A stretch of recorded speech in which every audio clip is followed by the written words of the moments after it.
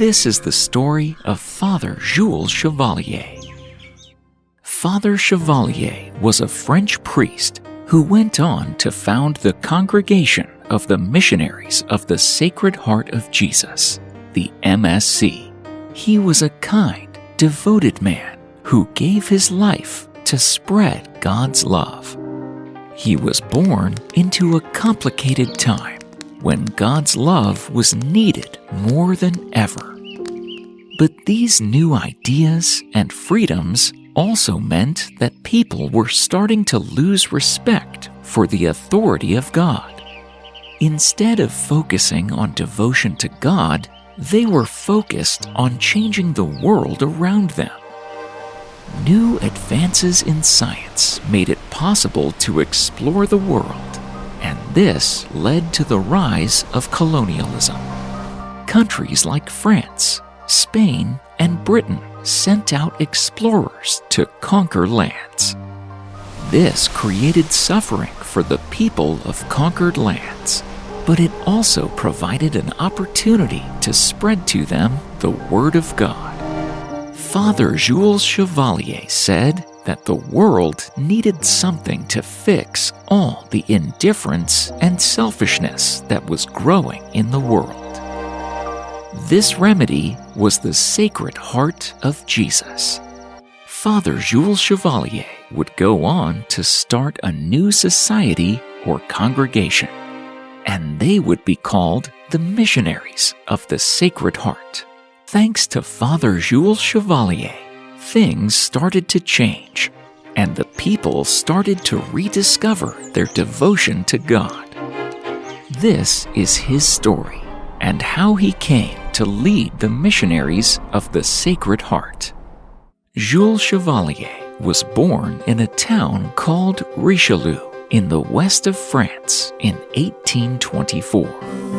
He was an active child who sometimes got in trouble, but was overall a good boy.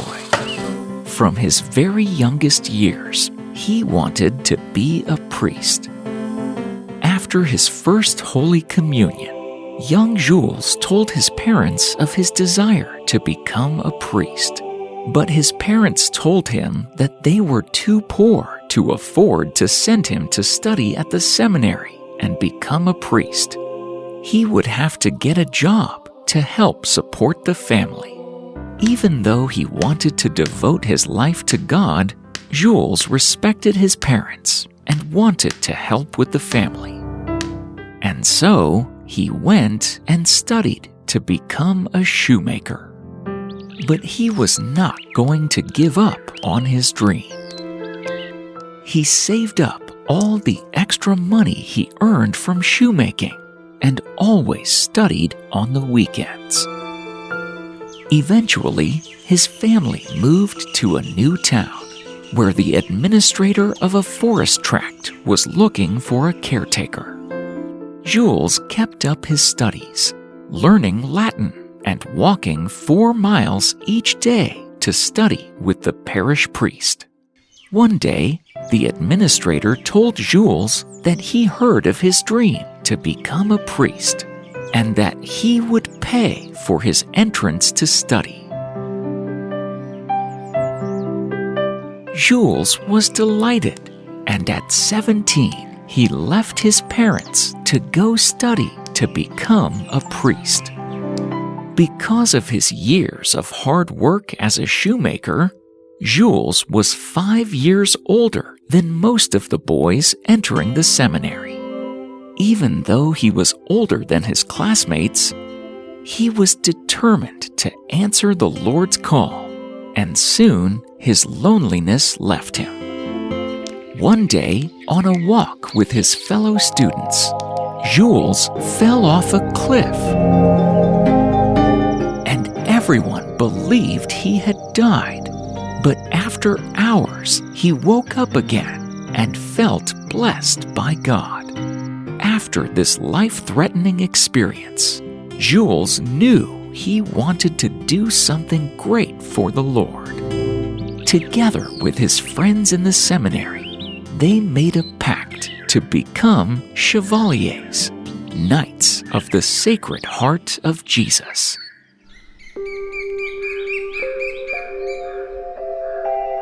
Jules was finally made a priest, and for some years the newly appointed Father Jules Chevalier assisted elderly priests with their work, before being appointed as the curate of Issoudun.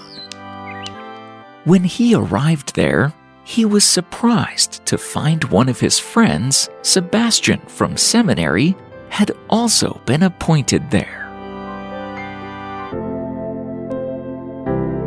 Together, they would continue to live their promise to be Knights of the Sacred Heart of Jesus.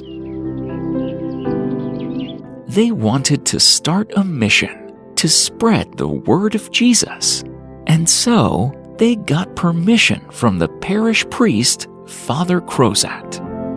They prayed for a good start to their society, and their prayers were answered when an anonymous benefactor offered them 20,000 francs to do good spiritual work for the people. They wanted security, and so they prayed again. Once more, their prayers were answered when a well-known French noble promised to give 1,000 francs to the society each year. Supported by fellow priests, in 1855, the MSC purchased a barn which became the first Sacred Heart House and Chapel. The church continued to grow, and in August 1860, Father Chevalier went to Rome, where he had a private talk with Pope Pius IX, who praised his efforts to spread devotion to the Sacred Heart everywhere. In 1868, he made ready the first draft of the constitutions for the MSC Religious Society, and it was approved in 1869. Their society worked tirelessly to grow their mission and constructed a magnificent chapel devoted to the Mother Mary. The society had started with priests, but now sisters too wished to join. They became the Daughters of Our Lady of the Sacred Heart. To help spread devotion to Jesus in the region, the MSC founded a confraternity, an association of ordinary people who could devote themselves to faith and charitable works. Members of the church traveled around spreading their message, and more people began to join. The church began to become more and more famous, and the statue of the Virgin Mary became a site of pilgrimage. People from all across France would come to receive her blessing. In 1872, the Archbishop of the region offered Father Chevalier took charge of the parish and became the Archpriest of Issoudun. This was a time of great political trouble in France. The government wanted to get rid of any group that might challenge their power, and they ordered the MSC to disband. Members of the clergy were ejected from schools, and religion was banned from schools. The MSC had to go into hiding, but the police raided the town's homes and threw out the MSC sons from their homes. As the sons of the MSC fled to places where they would be safe from the persecution of the French government, Father Chevalier asked his members to carry the spirit of the Sacred Heart with them as they spread.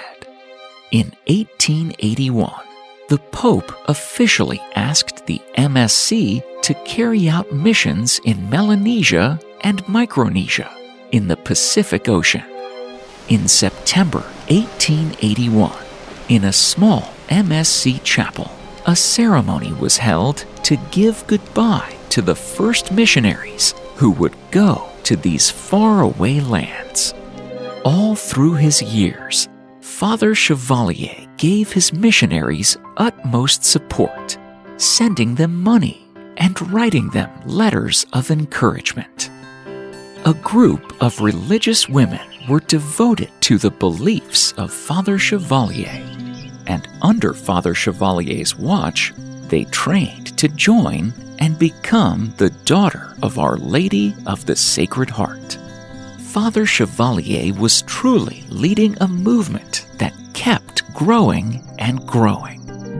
One of these women was a lady called Louise Hartzer. She was a young widow and a mother of 2 brothers studying to join the MSc.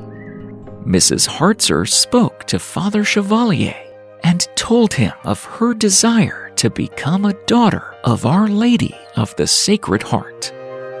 In 1881, she was appointed superior mistress of the sisters and would take on great responsibility. Father Chevalier guided the sisters, and with his encouragement, they became a strong group who spread faith and built a strong community. New groups of daughters were sent out to the Marshall Islands and New Pomerania in the following years. They spread the word of Jesus and did charitable acts, although sometimes this did not end well.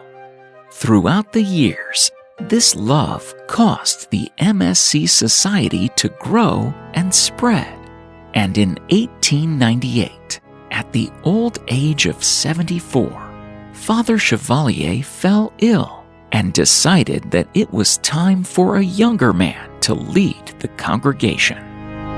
He asked for permission to resign, but out of devotion, the congregation rejected his offer. Instead, they re-elected him as Superior General. So Father Chevalier required a Vicar General, a man named Father Langton, and put him in charge of the congregation while he went to a peaceful semi-retirement in Isa Dune, where the MSc had first begun. In 1905, church and state were separated, and the government began to confiscate church land. In 1907, the police came to get Father Chevalier. They knocked on the door, but nobody opened. A crowd formed and cheered for Father Chevalier. Eventually, the police broke the door and carried the old Father Chevalier out of the building. He was taken to a house that had been prepared for him by his friend, the Count Bonneval. But by this time, Father Chevalier sensed his death was approaching. He visited old friends and finished his spiritual works to be given to the MSc priests and brothers, the sisters, and parishioners. His final acts were securing back the property in Isa Dune. He then spent his final months in the care of his devoted friends. On October 21st, 1907, Father Jules Chevalier, MSc, died at the age of 83. At the time of his death, the society had 5 provinces and around 800 members, 4 bishops, 325 priests, 272 brothers, and 201 students. He was a pastor of people's souls, and there are no words to describe his devotion to the Sacred Heart of Jesus Christ. His faithful parishioners wept and prayed for him as a saint. The MSc headquarters is today in Rome, and the devotion of God's love and charitable acts continues to spread around the world. in